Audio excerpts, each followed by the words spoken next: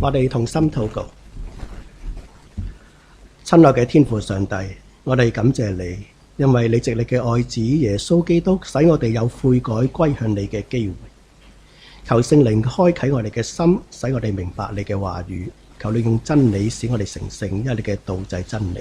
禱告奉主耶穌基督聖名。阿們。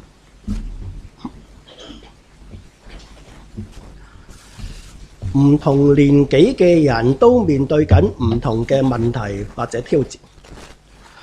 做學生嘅有學業壓力、朋友相處、異性拍拖同埋升學前途等等，呢啲都係佢哋要面對嘅事情。做成年人嘅工作、婚姻、家庭、教養孩子及照顧年老嘅親人，呢啲都會成為佢哋嘅挑戰。已經年長嘅多數嘅問題係來自身體嘅毛病，記性差咗、行動慢咗，又因為有三高要長期食藥，呢啲成為咗老年人普遍要面對嘅問題。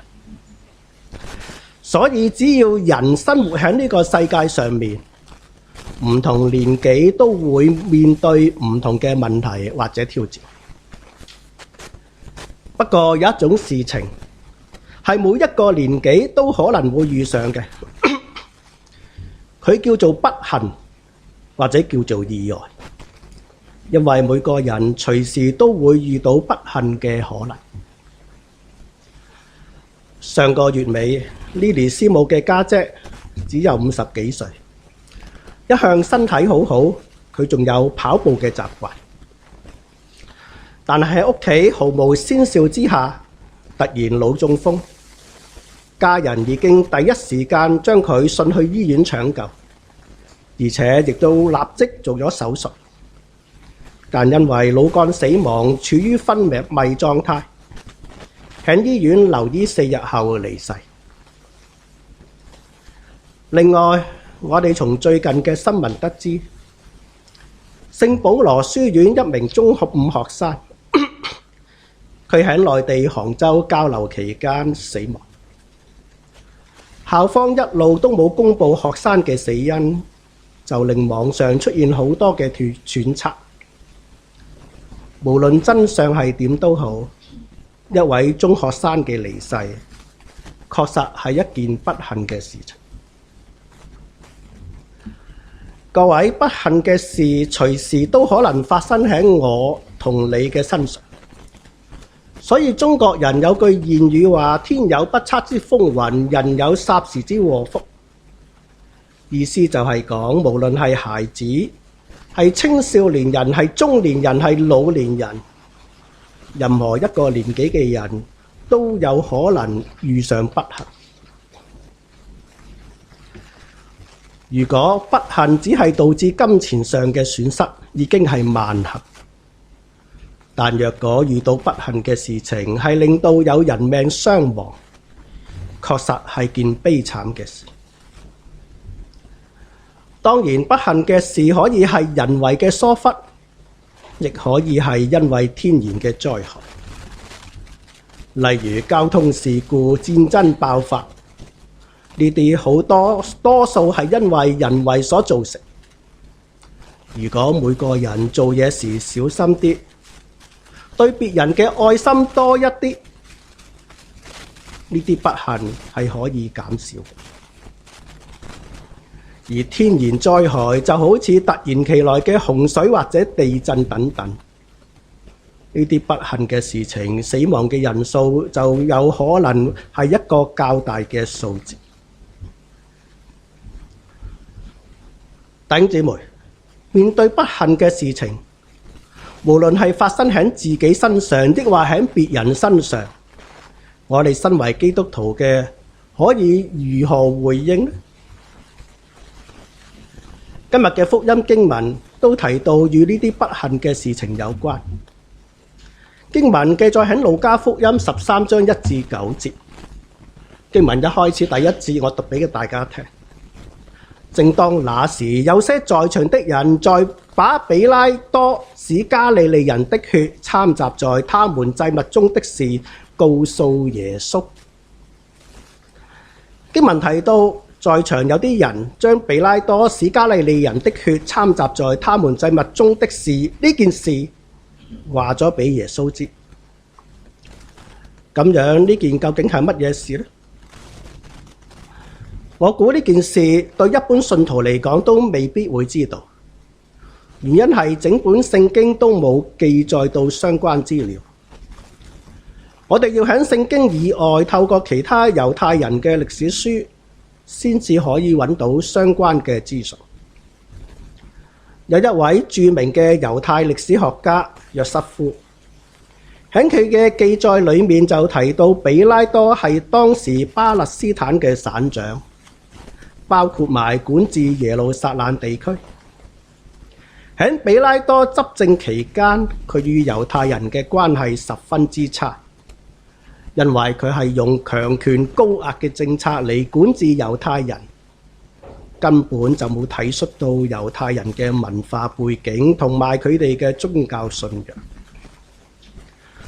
根據約瑟夫嘅記載，有一次當羅馬軍隊要進入耶路撒冷城嘅時候，喺軍隊手上所攞住嘅羅馬軍旗上面有佢哋嘅皇帝預像，但係按照猶太人嘅律法係禁止任何刻有偶像嘅東西喺聖城耶路撒冷入面出現，包括埋軍旗上嘅肖像。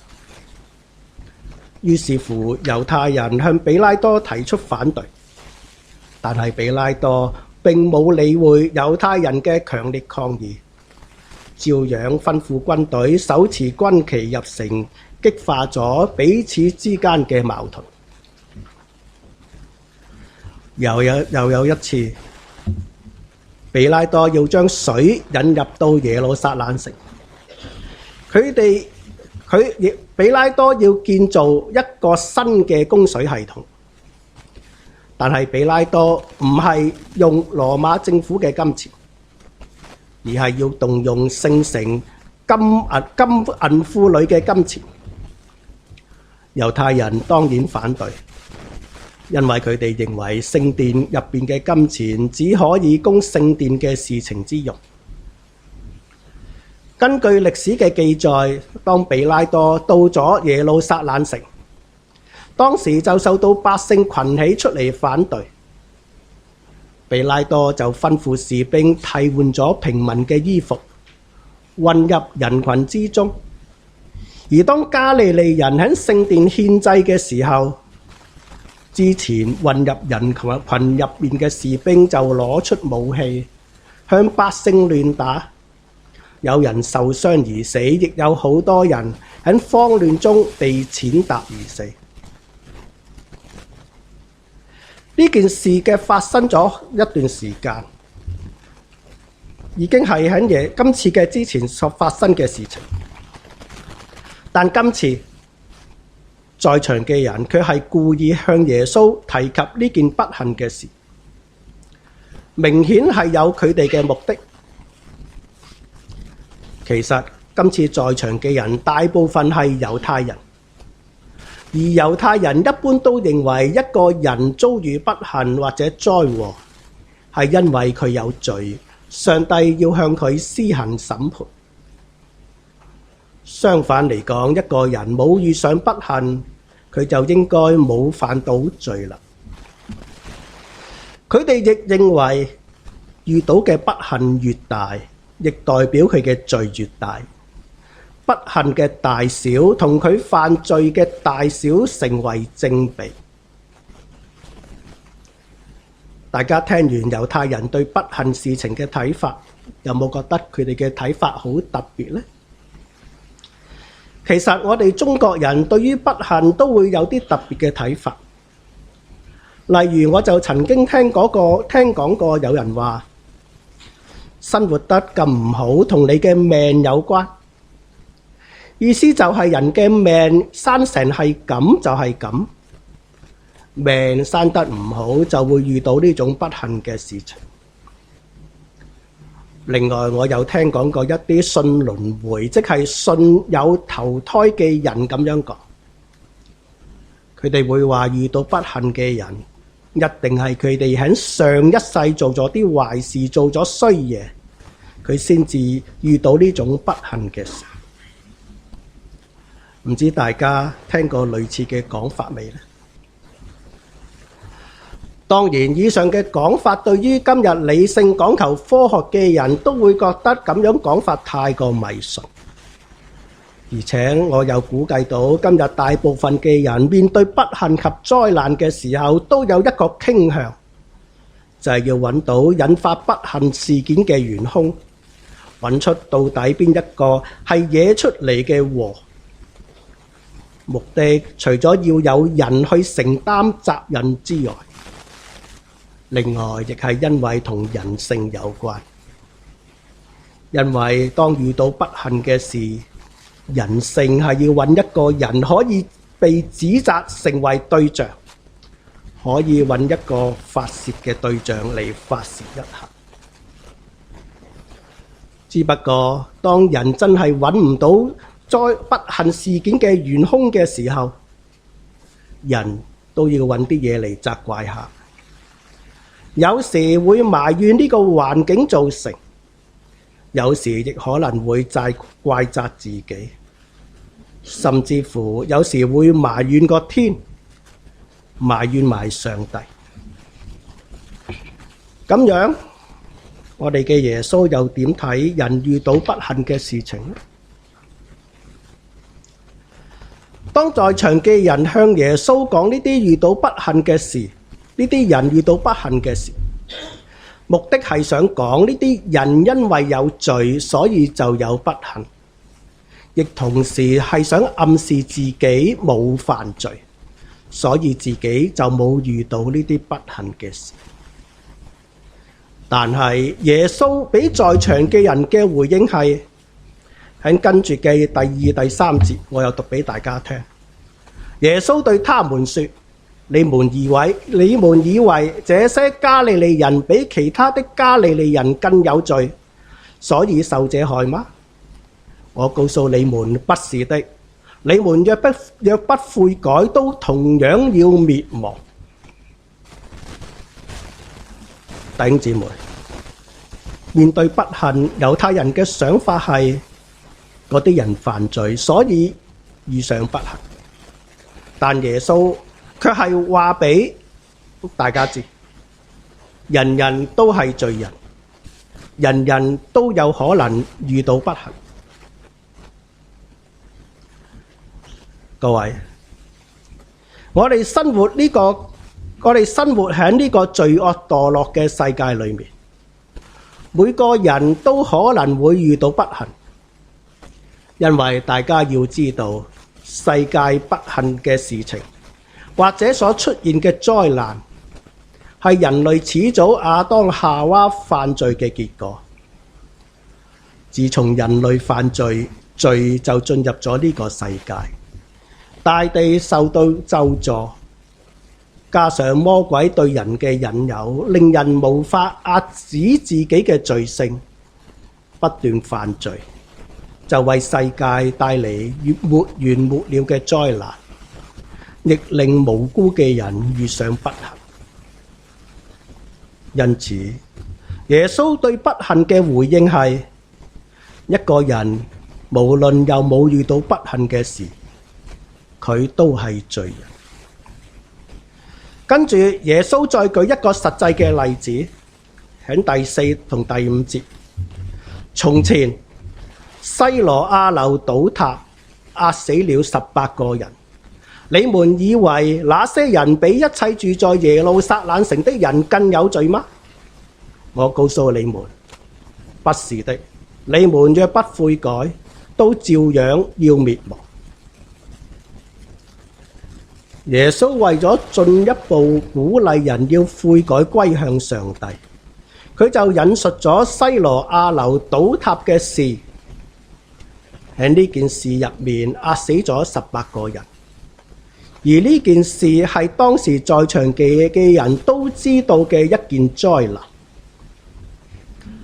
耶穌提呢件事係想人知道，有人突然遭遇到禍患，唔表示佢哋一定係做咗傷天害理嘅事。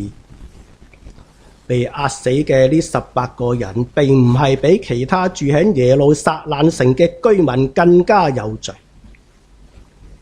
耶穌其實最想表達嘅係，無論有冇遇上不幸，每個人都係罪人，而罪最後係會為人帶來死亡。在場嘅人應該並唔明白耶穌所講嘅意思，於是乎耶穌繼續講咗一個無花果樹嘅比喻。各位，就如我之前所講嘅，當時嘅猶太人佢哋對人嘅不幸有個概念，會覺得係上帝對罪人、對有罪嘅人施行懲罰。呢種諗法就算嚟到今時今日，我觀察到有啲基督徒都有類似嘅諗法。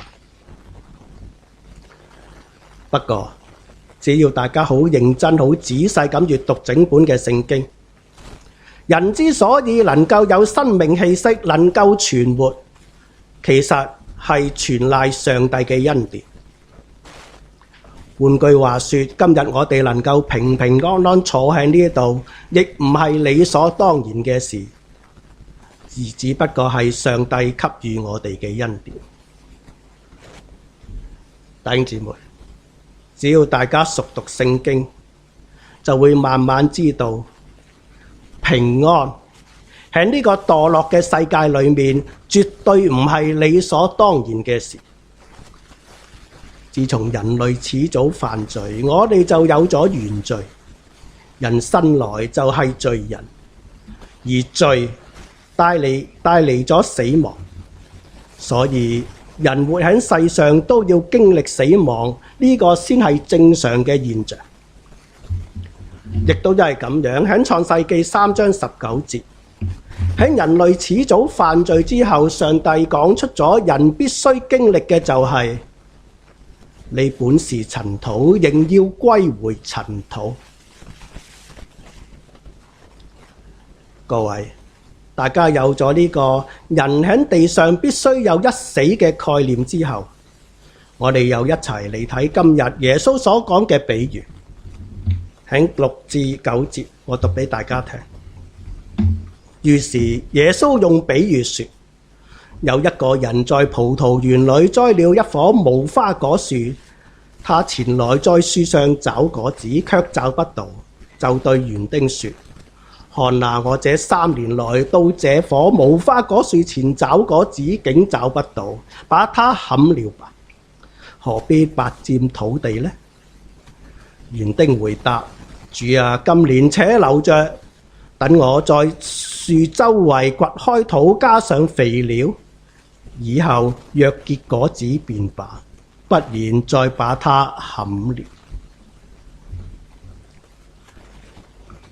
喺中東一帶居住嘅人，喜歡喺葡萄園裏面種一啲其他嘅果樹，無花果樹就係其中一種。喺比喻入面，園主即係葡萄園嘅主人嚟到葡萄園嗰度要收取無花果，但係喺呢棵無花果樹揾唔到果子，而且已經3年啦。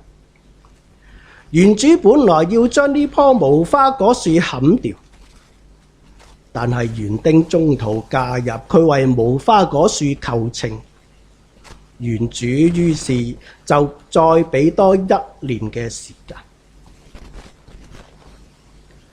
喺比喻入面，園主係代表上帝，園丁就係指主耶穌，而無花果樹就係世界上嘅人。透過呢個比喻，我哋見到上帝嘅心意係，上帝唔輕易施行懲罰，上帝願意俾機會世人，上帝係滿有恩慈同憐憫，佢希望世人都能夠盡快悔改回轉嘅信靠佢。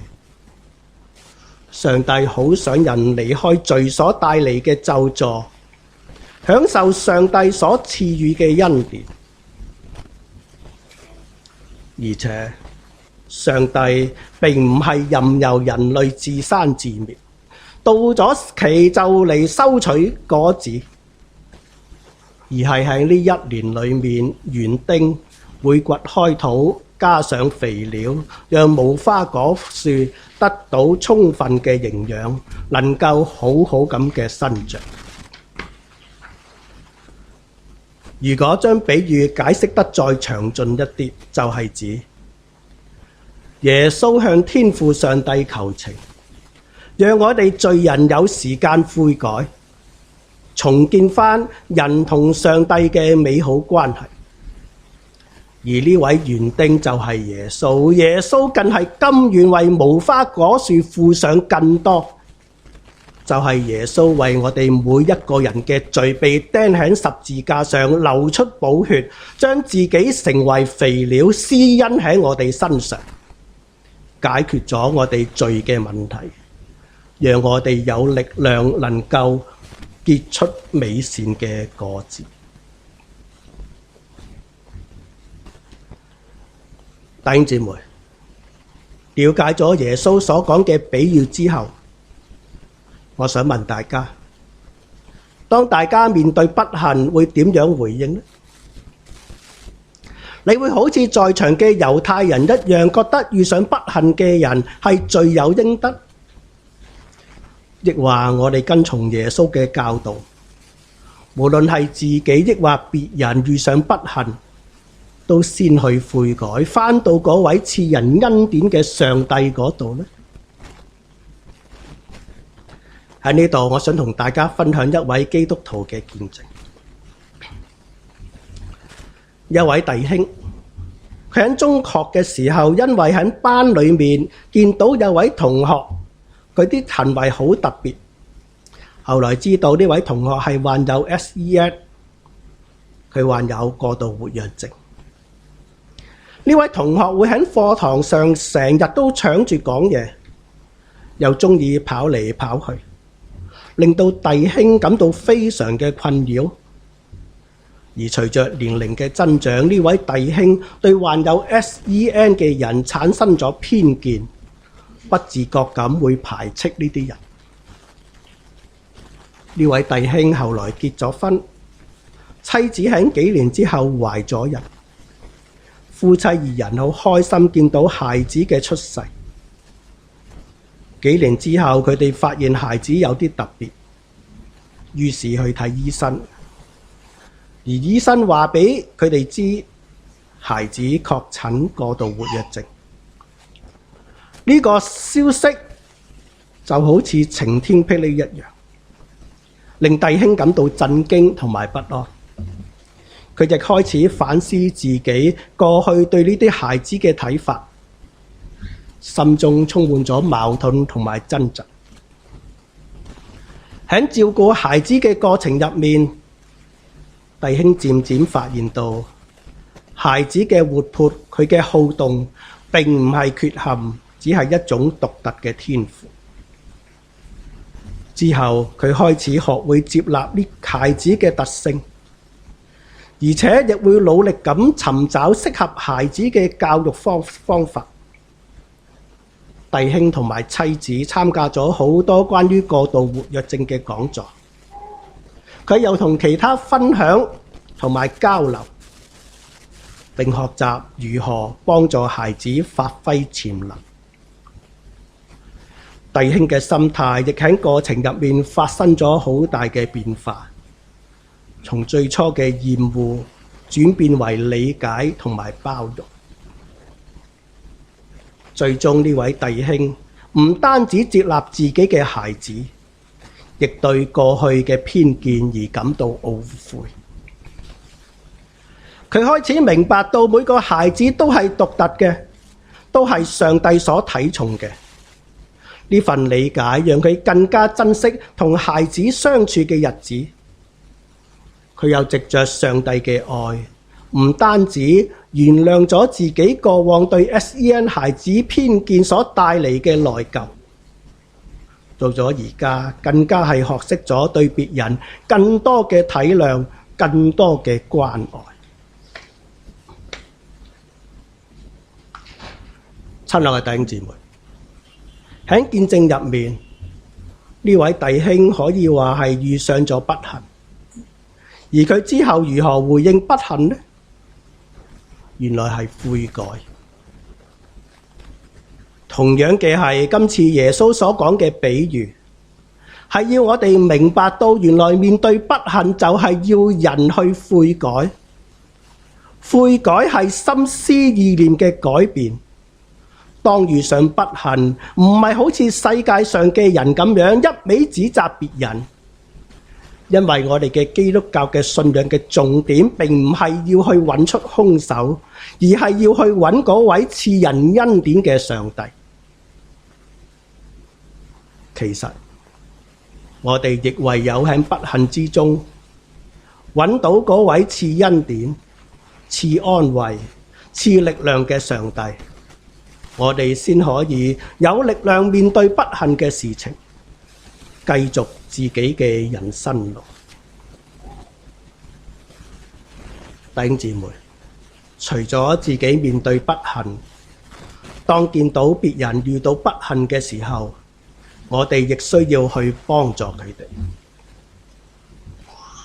大家有冇諗過，當自己經歷過不幸，當自己靠上帝而跨過咗，我哋就更加有能力去幫助嗰啲同樣遇到不幸嘅人。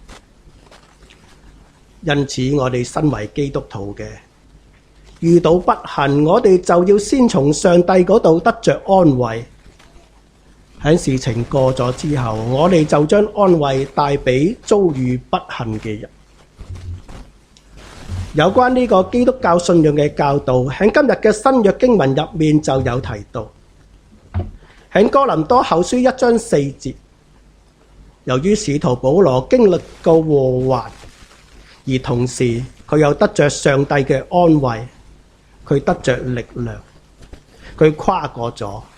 於是乎，佢亦教導信徒話：我們在一切患難中，他安慰我們，使我們能用上帝所賜的安慰去安慰那些遭各樣患難的人。我哋自己經歷過上帝嘅醫治同埋拯救，我哋就有力量起嚟去幫助嗰啲遭遇患難嘅人，令到對方感受到上帝嘅眷顧同埋關懷，令對方能夠捉緊上帝嘅恩典而繼續生活。最後，我想同大家講嘅係，無花果樹應該要結出乜嘢果子呢？無花果樹就要結出嘅果子係仁慈嘅果子，就好似耶穌嘅仁慈，天父嘅仁慈。所以當有不幸嘅事情發生，我哋就要先改變自己嘅心態。我哋唔係要做審判者，亦唔係要喺呢個悲慘嘅世界裏面去揾兇手，而係要返去上帝嗰度，亦即係要去悔改。透過悔改嚟領受上帝藉耶穌基督賜俾我哋嘅恩典，就係嗰份無條件嘅接納、饒恕，以及要為我哋犧牲嘅大愛。之後，我哋就將呢份愛帶俾周圍有需要嘅人。